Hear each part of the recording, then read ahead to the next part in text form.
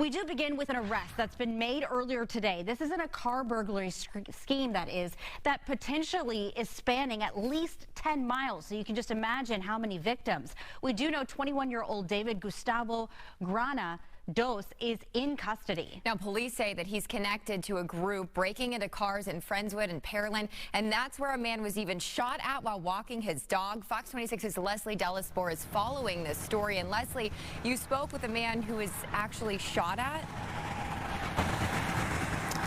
I did, that's right. Now, police are still working to confirm if, in fact, David Granados was the man who fired shots at Mark Bouch on Wednesday. Mark tells us he's still processing what happened to him.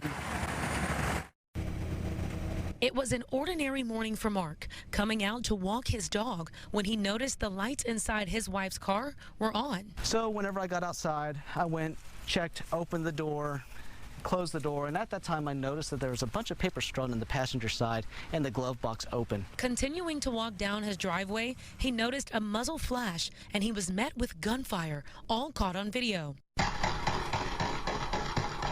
My first reaction, though, was to get out of the way of the gunfire, and what I did see were the garbage cans and the recycle bin over in this location, which I ran to and dove behind.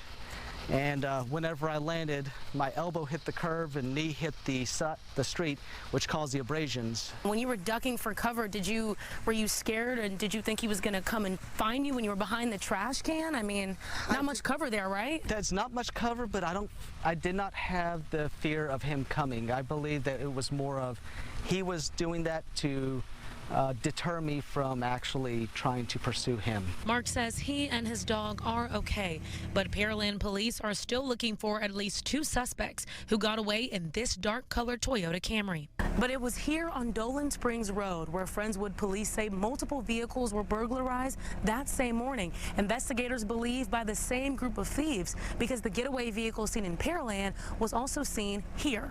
And what I was able to see is the light on in my neighbor's car, because obviously they had the door open, so the light was on. And then I saw the individual, it looked like he had a hoodie and he was all darked out, right, because he was obviously up to no good, and run across my driveway and then run through my grass trying to get away for whatever reason. But that happened at 3:10 a.m. which was about an hour before the incident in Pearland and roughly 10 miles away. Something one neighbor who did not want to be mentioned says is scary and risky for the communities. It not only endangers the thieves, but it endangers the people that the thieves are stealing from, and obviously that's going to lead to some consequence on either side. Now, the Friendswood police say that about 7 vehicles were broken into inside the West Ranch neighborhood, and they have not made any arrests at this time, but they are still working with Pearland police. Reporting live from the Pearland Police Department, Leslie DelasBour, Fox 26 News.